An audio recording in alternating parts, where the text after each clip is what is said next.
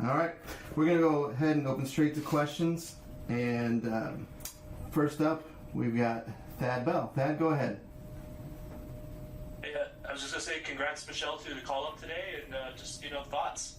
Thank you. I'm super excited. I can't wait, especially to go with Alexa. It's going to be super nice to keep building our connection, especially over in France. And I just can't wait to continue to keep playing and represent our nation. And then to both of you, just how's training camp in Florida going? I'm happy you answer that. It's going great. I'm really enjoying it so far. I'm having a great time with all the girls, and we're really just working hard out on the field, and whenever we can, creating connections off the field, because those are most important as well. Anything to add, Lo? Yeah, I mean, I wanted her to answer too because today was probably one of the harder days. And it's literally, day 2? Yeah. Feels like day 12, but it was day 2, and she crushed it. It was one of the hardest ones, hardest lifts. It's kind of a rite of passage with this team if you can get through that, and she crushed it. And I'm kind of bummed that she's going to be leaving us this weekend, but I'm very happy for her. All right. Thanks, Thad. Up next, Daniel Sperry, KC Star. Good afternoon, ladies. Michelle, first one for you. Just in your first couple of days in training here, what have you noticed about the differences, the speed of play, and maybe where you have room to grow in your game over the next half of your career? Yeah, I think as of right now, most important for me is making connections on the field. Coming into a new environment, especially this high-level one, it's going to be super important for me to make sure that I have good connections with everyone on the field and understanding how each other play. But the transition has been great. The girls have been super helpful, and I think that the competitiveness is something that I love about this environment. The girls are constantly working no matter what drill we're doing, no matter how hard it is. We're keep working, and I love it. For you, Lo, who sets the tone for that competitive atmosphere? Is that you? Is that Potter? Is that where does that come from? And how do you guys kind of instill that? Because that's something that she mentioned about even when she was with you guys about 1 week last summer. Yeah, I mean, I think this team is one of the most competitive teams in training. We take everything as a competition, and 100% I think I'm one of the ones who, if the level isn't high enough, I will demand it. Potter sets the drill, and I'm the enforcer, probably.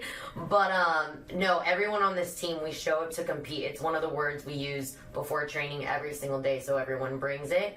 I think Cooper, or Michelle, we're going off both. I love Cooper. Formally, she's Michelle, but she's been able to transition really well. I actually do enjoy playing with her a lot. I love her style of play, and she's going to fit in here so well.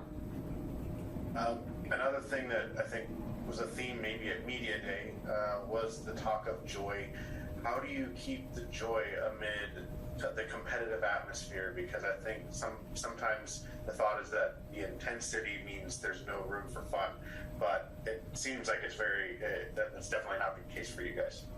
Yeah, 100%. We make sure to really focus on highlighting the really good things that we do, and I think that's when we find the joy. When someone makes a great cross, when someone finishes, they're doing that under a lot of pressure and chaos in our drills, and so we celebrate that, and that's where we get the joy.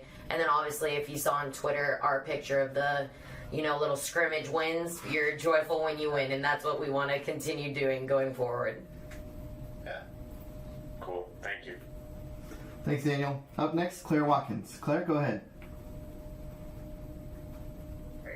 Hey guys, this is maybe a good follow-up, sort of a vibes question. I know how important the locker room culture was last year, and addition of not only just a lot of new faces, but a lot of big names to the team in this off-season. Maybe a good question for you, Lo, is how do you maintain that accountability and, for lack of a better term, just good vibe in the locker room with that much turnover?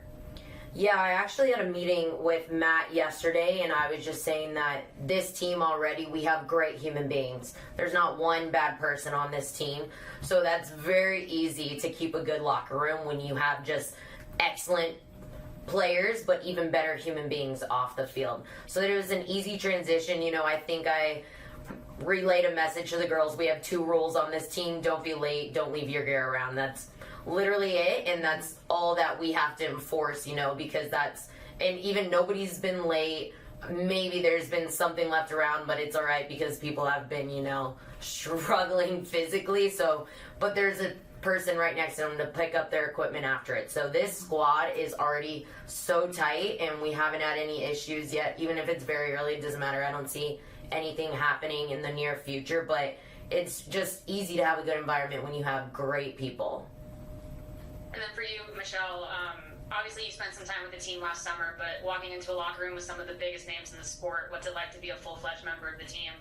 It's bizarre. I'm so blessed. I'm super happy. But I just look forward to continuing to grow and go into the season this year and follow up what they did last year. I cannot wait to see what we're capable of.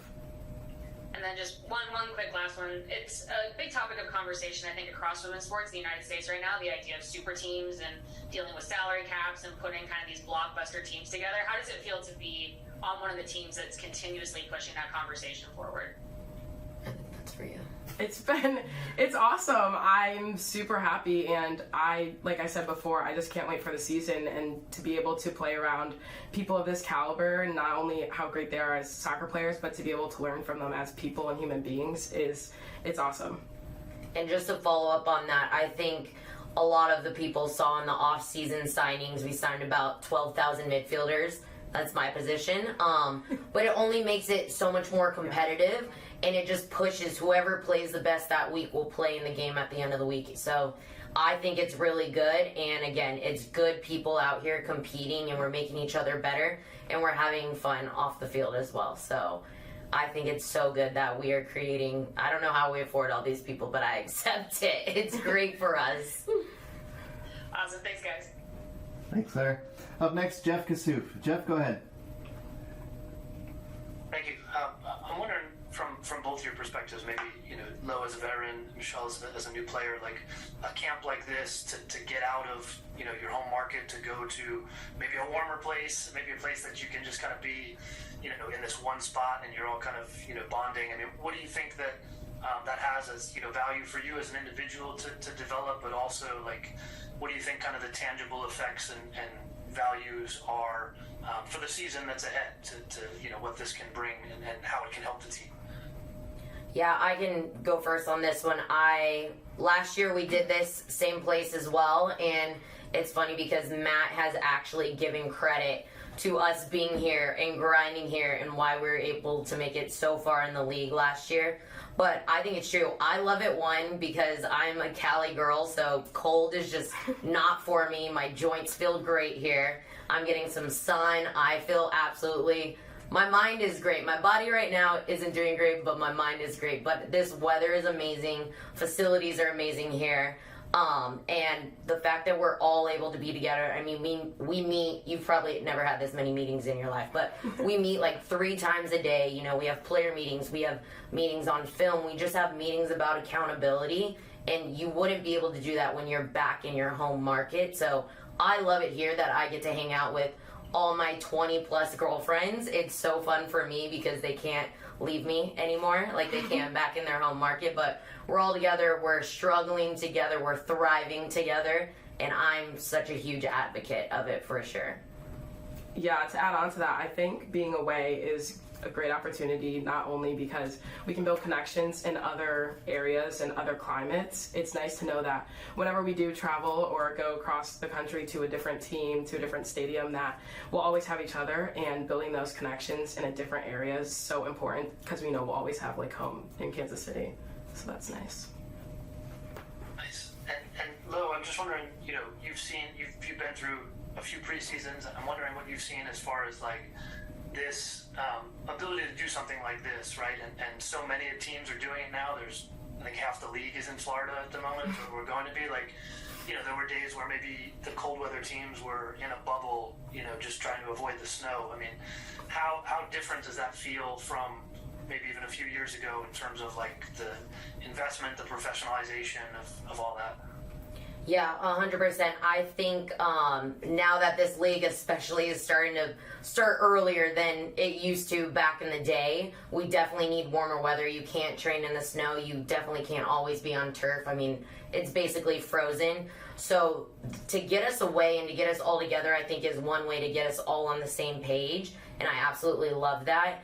And just, it's so funny because now that all these teams are starting to come here, and starting to, you know, like get around on bikes like we do. They're using like the meeting rooms. We're like, bruh, everybody would want to be like us. You know, everybody now wants to come to Kansas City. Everybody wants to do our preseason like us. So if we're leading the way in that, I love it. And we just scrimmage these people now in preseason. Not like we're going to play them 20 other times the rest of the season. But I mean, I think it's good. And I think that I'm glad that we've done it. I'm glad that we continue to do it. But I'm glad that other teams are starting to do it as well, because training in a bubble isn't great for the body, and you know, we want teams to be at their best when we play them. So it's good that we're all getting through it, and I want the league to be very competitive and for it to continue to be that way.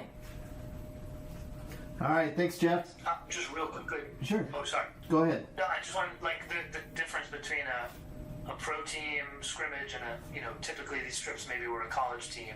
Do you feel that difference in preseason? Yeah, I guess that's for me. You haven't been there yet.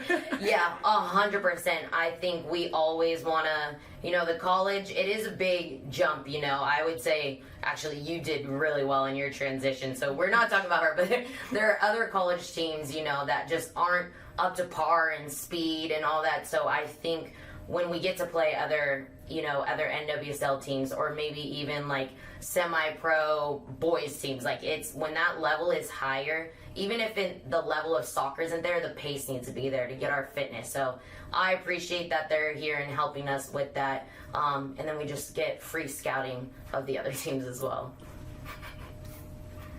All right, thanks, Jeff. Any other questions for these two? All right, we'll make that a wrap then on the first week of Florida preseason training. And we'll see you guys next week. Thanks, everybody.